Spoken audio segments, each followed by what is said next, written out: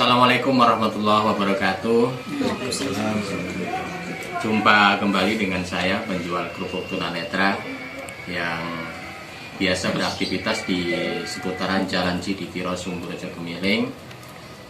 Harapan semoga saudaraku semuanya dalam keadaan sehat walafiat. Amin. Dan saat ini saya sedang berada di rumah Bapak Sugimin, ya, seorang tunanetra juga yang video sebelumnya juga pernah saya unggah di channel saya waktu beliau ini lagi berjualan. Nah, kita sekarang ini mau ngobrol-ngobrol, mau cerita suka dukanya menjadi seorang tunanetra penjual kerupuk. Di sini ada Pak Sugimin yang biasa jualan kerupuk, dan di sebelah kanan saya ini ada Pak Ruslan Abdul Ghani, ya, namanya keren sekali, kayak menteri apa dulu itu. Ya, beliau ini aktivitasnya sebagai tukang pijit, ya. Ya, Abdul Ruslan. Ya. Kemudian di sebelahnya Pak Sugimin ada istri tercintanya yang sangat disayangi sampai sekarang. Katanya kalau belum sakit dia belum diobati gitu. Jadi beliau juga mempunyai cerita juga atau mungkin pengalaman.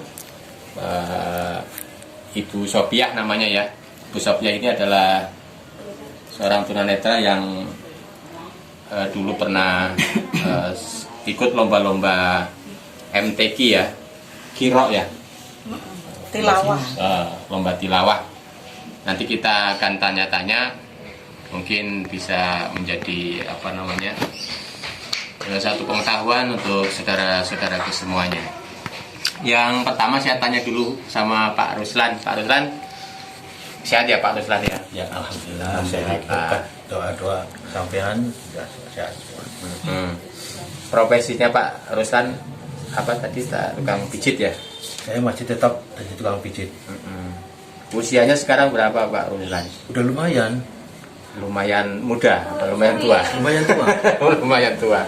Udah 64 tahun, alhamdulillah, berarti udah dapat bonus. Ya. Mudah-mudahan udah lewat dari 63 ke Nabi Muhammad kan hanya 63 ya, betul. tahun umurnya. Ya. Berarti udah diberikan nikmat umur lebih 64 tahun. Biasanya insya Allah kalau memang sudah lebih dari itu akan mempunyai umur panjang, ya. Semoga umur diberikan umur yang barokah terutama, ya. Amin, amin. Istrinya berapa Pak Ruslan? Satu aja. Satu. Tunanetra juga atau melek? Ya, kebetulan alhamdulillah mulai Terus mempunyai putranya berapa? 4. Putranya 4. Ya. Yang pertama udah umur berapa? Yang pertama udah umur lahiran 91. Hitung aja. 91. Jadi 30. Ya.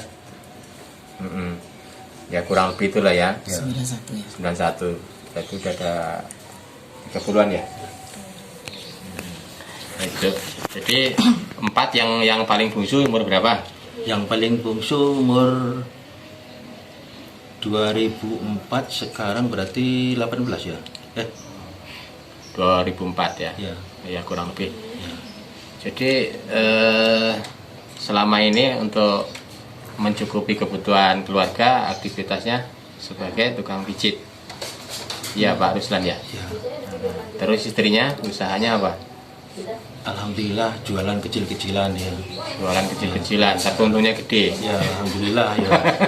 Bisa mencukupi lah untuk sehari-hari.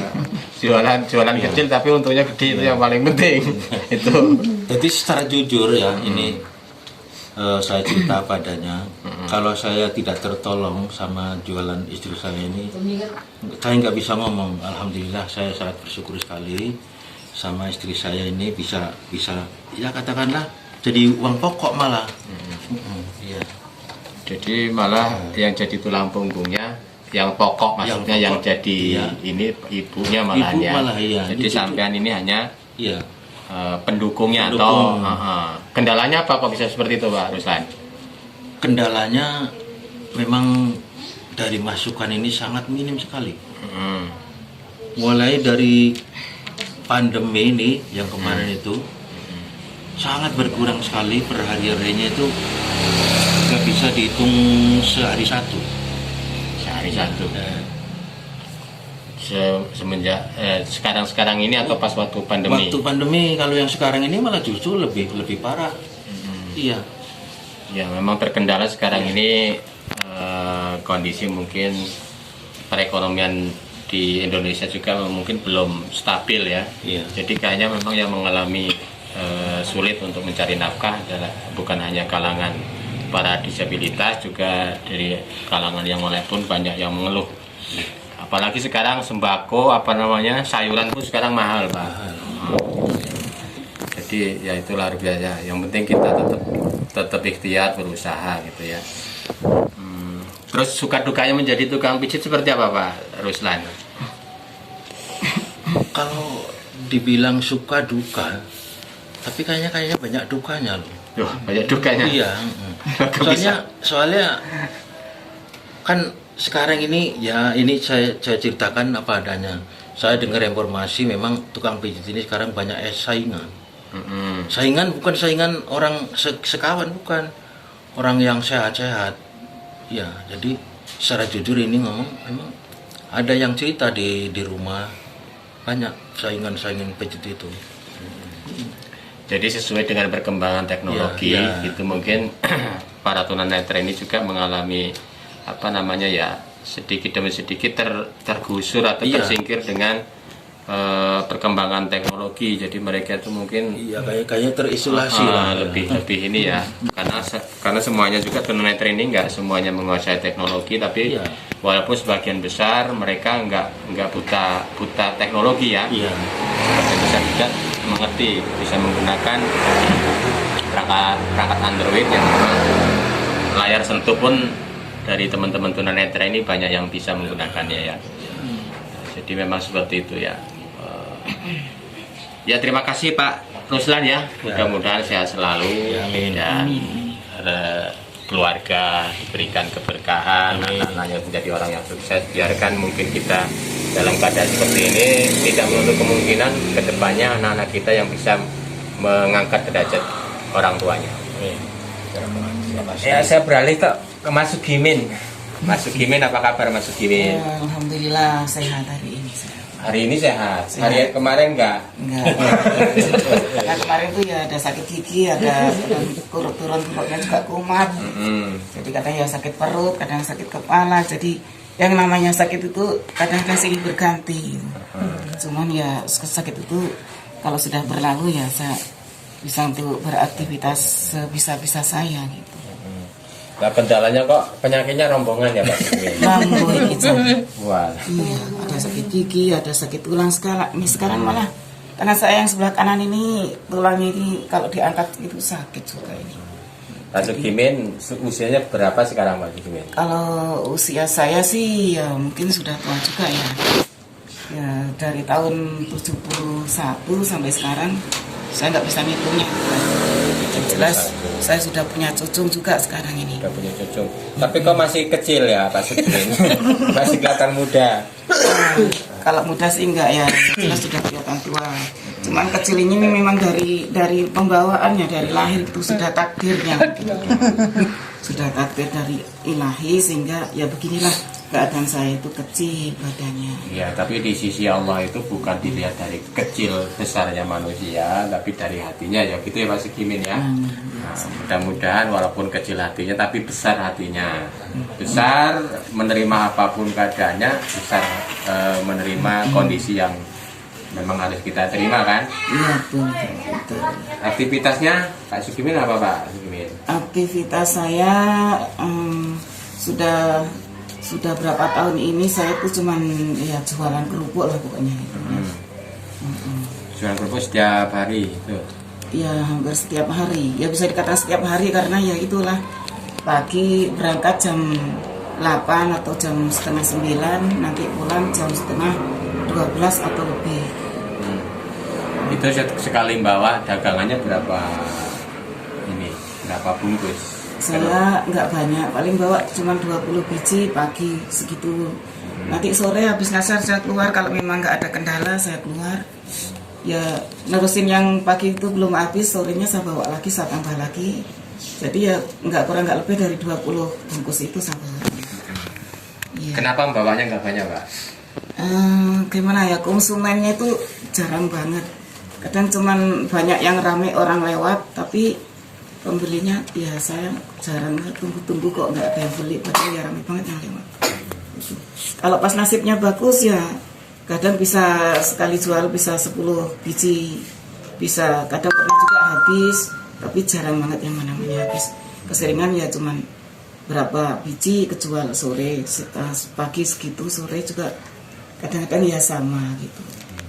Jadi apa namanya, dari penghasilan per bungkusnya itu ngambil keuntungannya berapa? 1.000. 1.000 rupiah. Iya. Jadi karena kalau laku bawa 20 bungkus berarti hanya mendapat keuntungan 20.000. 20.000, iya. 20.000 per hari, itu pun kalau habis ya. Kalau habis. Jadi kalau nggak habis ya ngaplo ya. Nah, bahasa ngaplo ini bahasa apa ya? Ya pokoknya kalau nggak habis ya hanya berdoa saja sama Allah ya semoga rezekinya dicukupkan gitu aja. Karena memang saya itu banyak sekali beban yang ada ya, termasuk anak-anak yang masih sekolah, termasuk ya kebutuhan kehidupan sehari-hari ini, belum utangnya yang kecil-kecilan, belum yang besar. Jadi kadang-kadang ya perlu menyisipkan juga berapa ratus rupiah untuk menyicil hutang juga. Itu pun kadang-kadang juga kehabisan modal, jadi ya terpaksa ya harus bagaimana sehingga menunggu sampai punya modal lagi. Jadi sering mengalami seperti itu Pak ya? Iya sering. Jadi kalau pas dagangan nggak laku-laku, sementara kebutuhan setiap hari itu harus dikeluarkan untuk biaya anak dan untuk biaya makan gitu ya. Maka jadi kadang-kadang modalnya termakan gitu ya. Bahkan sampai nggak punya modal ya. Iya, sehingga ya harus kadang ngutang di koperasi keliling, kadang yang ngutang di koperasi yang ada gitu. Kalau misalnya ada teman yang bisa dipinjemin itu dengan cara membayar cicilan dan membayarnya pas kalau seadanya itu aja pokoknya. Tapi yang jelas yang namanya hutang pasti saya pikirkan untuk membayarnya walaupun lambat atau lama gitu. Nah, jadi begitu saudara-saudaraku semuanya, kendala-kendala yang dialami oleh teman-teman dari kalangan disabilitas, disabilitas tunanetra ya, terutama yang kita bicarakan untuk hari ini. Jadi begitulah, sementara kebutuhan yang memang sangat besar, tapi terkendala kadang-kadang usaha seperti ini yang kadang-kadang ya sering nggak habis ya gitu ya Pak ya. Iya, sering nggak habis. Sementara andaikan habis pun keuntungannya per hari ini aja hanya mendapatkan 20.000, itu pun kalau habis ya. Iya, habis. Gitu. Anaknya ada berapa Pak Sukimin? Kalau sekarang sih tinggal 4 yang di rumah. Itu masih jadi tanggungan semua. Tinggal 4 itu maksudnya gimana? Apa anaknya lebih dari 4? Iya, lebih dari 4. Yang anak yang pertama sudah misah lah katakannya gitu. Sudah berumah tangga. Iya, sudah berumah tangga. Begitu. Jadi yang jadi tanggungan sekarang 4. Iya, jadi 4 sekarang. 4 orang ya. Itu semua masih sekolah semua juga. Yang ada yang sekolah apa itu sekarang, SD, SMP? Yang SD ini udah lulus nih, kelas 6 ini lulus. Mungkin nanti mau masuk lagi ke SMP kali begitu ya. Kalau ada ini, insya Allah. Kemudian yang nomor ini yang nomor 1 itu masih kelas 1 SD. Terus nomor berapa itu? Yang laki itu nomor berapa sih, kok jadi lupa sayanya. Terus apa namanya? Yang mau SMP itu yang laki itu. Suka dukanya menjadi tunanetra jualan kerupuk apa Pak Sukimin? Apa kendalanya, cita-citanya apa gitu mungkin yang belum tercapai? Ya. Kalau untuk kendalanya, kalau kadang pas habis hujan itu kan jalan-jalan itu kan banyak genangan air. Yaitu saya suka kecebukan di air gitu, kakinya kadang gatel kena air kotor. Terus kadang-kadang saya minggir tengah pinggirnya itu nggak terasa, tahu-tahu kejebrus ke siring yang ya walaupun siring itu nggak dalam, tapi kan kalau kaget itu kakinya ya pegel gitu, kaget namanya kejeblong siring. Jadi dengklan saya suka begitu. Apalagi kendala saya kan sekarang juga telinga saya itu kurang mendengar yang sebelah kanan ini. Jadi kalau udah di perjalanan itu banyak suara kendaraan, saya bingung, tahu-tahu ada kendaraan lewat sebelah kiri, Kadang juga ada yang teriak-teriak, ada awas motor, awas mobil kan gitu ya. Tapi kalau pas konsentrasi benar ya saya posisinya sebelah kiri terus dengan tongkat yang saya pegang sebelah kiri, nurut siring itu. Jadi itu sebenarnya sesuatu yang sangat berbahaya sekali ya untuk tunanetra. Sampai udah tunanetra terus pendengarannya tuh berkurang ya. Sementara harus berjuang mencari nafkah itu pasti di tempat rame kan? Ya iya. Tempat rame itu jadi memang ini sebenarnya bisa merupakan menjadi perhatian untuk terutama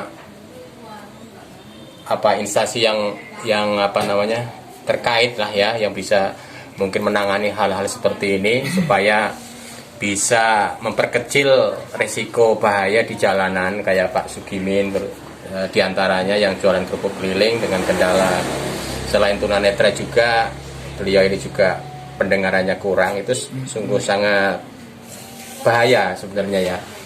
Andai kan mungkin ada perhatian dari pemerintah mungkin bisa memberikan tempat terutama untuk wilayah Bandar Lampung lah ya, karena kita tinggal di Bandar Lampung. Nah itu mungkin dari instansi pemerintah ataupun instansi yang mungkin bisa peduli atau memperhatikan hal-hal seperti ini, mungkin akan lebih baik kalau diberikan tempat ya Pak Sugimin ya. Itu saya sangat setuju sekali itu saya. Misalnya ada yang seperti itu saya mau lah pokoknya.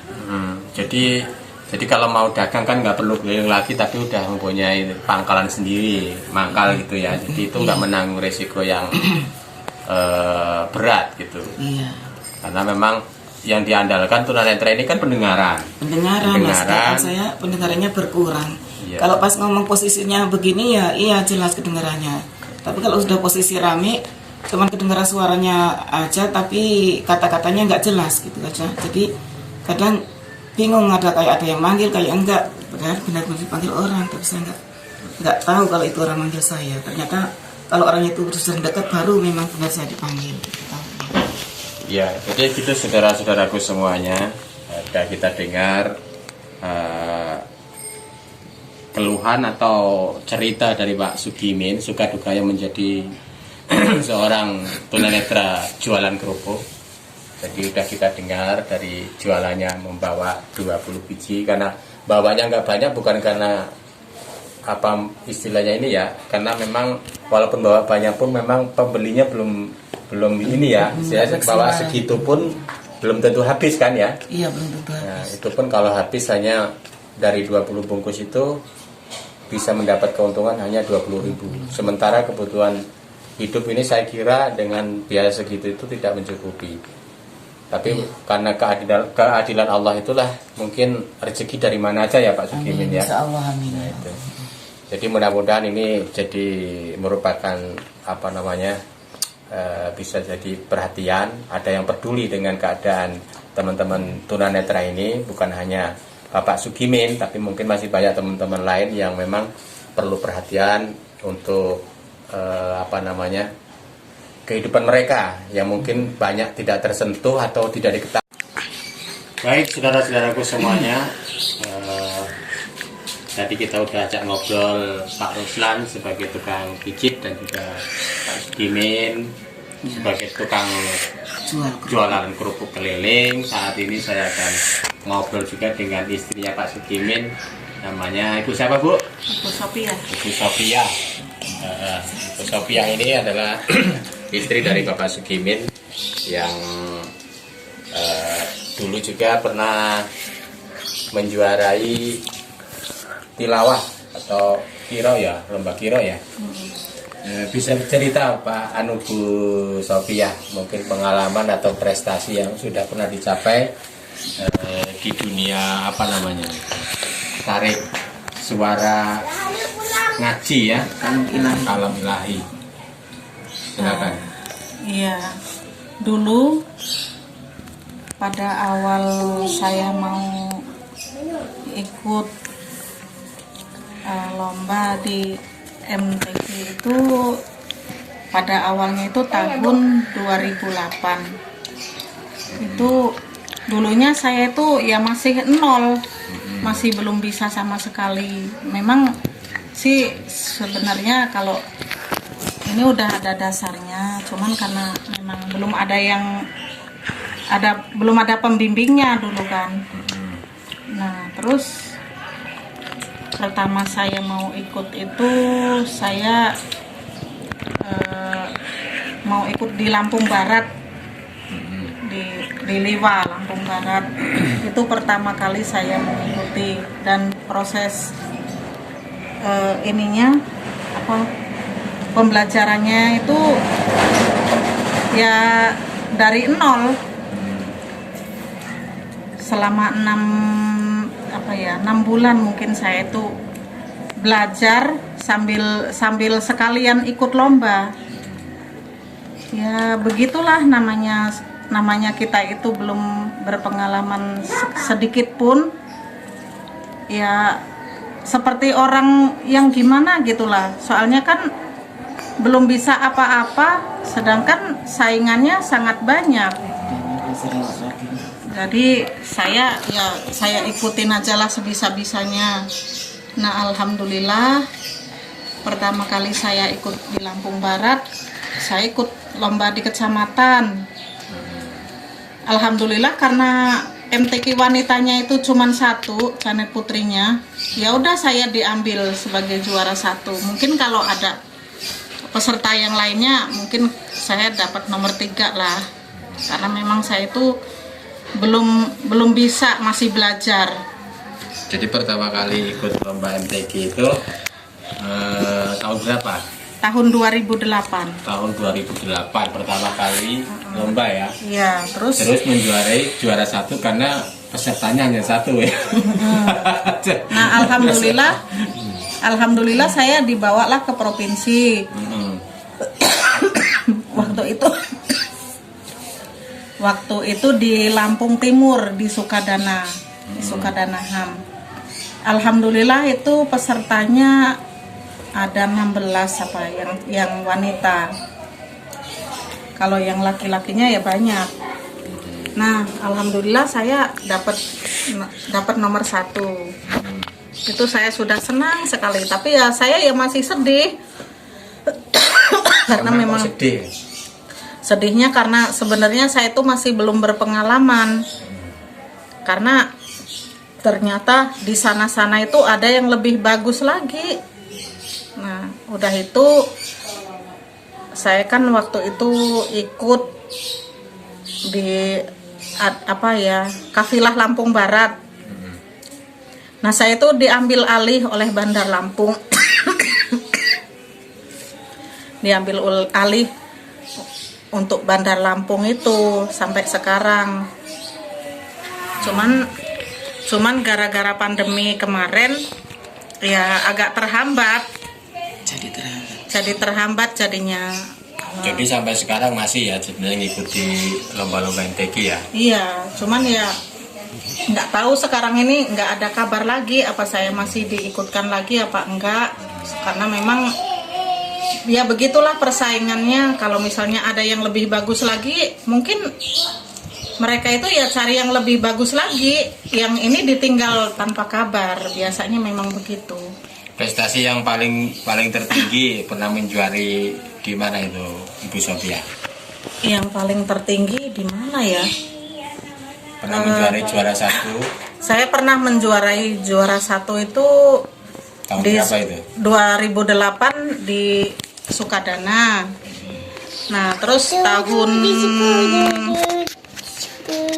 2011 itu juara 2. Nah, terus sudah itu kan saya ikut lagi karena pas tahun 2012 itu pas di kecamatan saya nggak dapat juara 1 di Kota Madia itu. Akhirnya saya ditinggal tanpa kabar.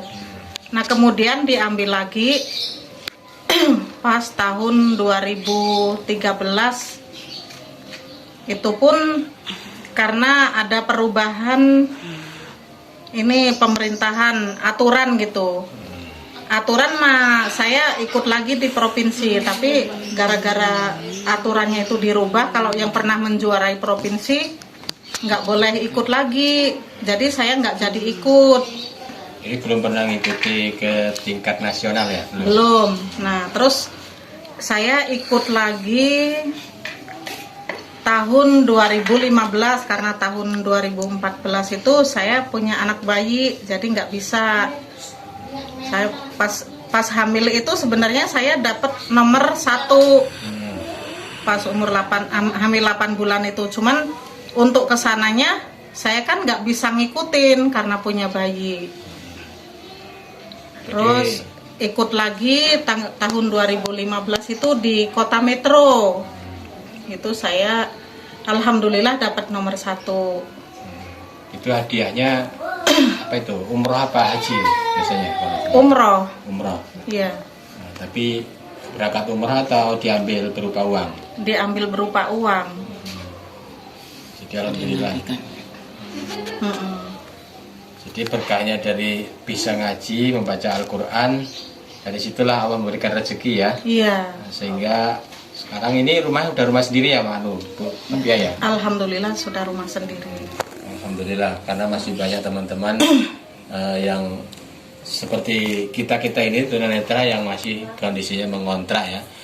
Jadi kita harus banyak-banyak bersyukur, entah rezeki dari manapun, pasti Allah itu kan nggak bakalan memberikan hidup kepada kita kalau rezeki kita belum dijamin, pasti dijamin ada gitu. Yang penting kita mau berupaya, doa dan usaha.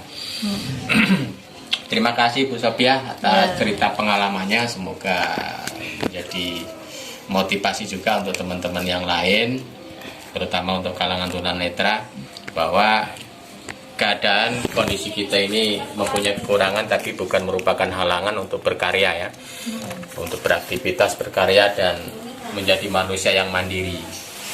Terus Pak Rusla, terima kasih udah ngobrol sama saya, mudah-mudahan ini manfaat ya. Terus Pak Sugimin juga, dan untuk saudara-saudaraku semuanya yang sedang menonton video ini,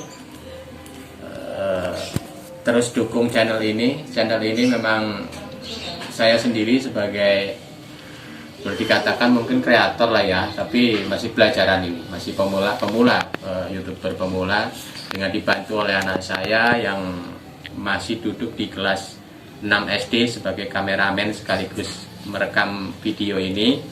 Mudah-mudahan saudaraku mendukung channel ini supaya bisa berkembang, dan cita-cita saya ke depan untuk bisa memberikan sesuatu yang manfaat untuk saudara-saudaraku semuanya, terutama untuk orang-orang yang kondisinya mungkin di bawah garis kemiskinan gitu ya, garis memang yang perlu dibantu. Mudah-mudahan channel ini Allah ridho, sukses, dan apa yang menjadi cita-cita saya dan keluarga akan dikabulkan oleh Allah Subhanahu wa Ta'ala. Amin. Terima kasih untuk ketiga sahabat saya, Pak Sugimin, Pak Ruslan, dan Ibu Sophia. Semoga beliau diberikan kesehatan, panjang umur, murah rezeki, anak-anaknya sehat, menjadi orang-orang yang sukses. Dan jangan lupa dukung channel ini dengan cara komen, like, serta subscribe di channel Bilas TV. Dan sampai ketemu di video-video selanjutnya. Assalamualaikum warahmatullahi wabarakatuh. Waalaikumsalam.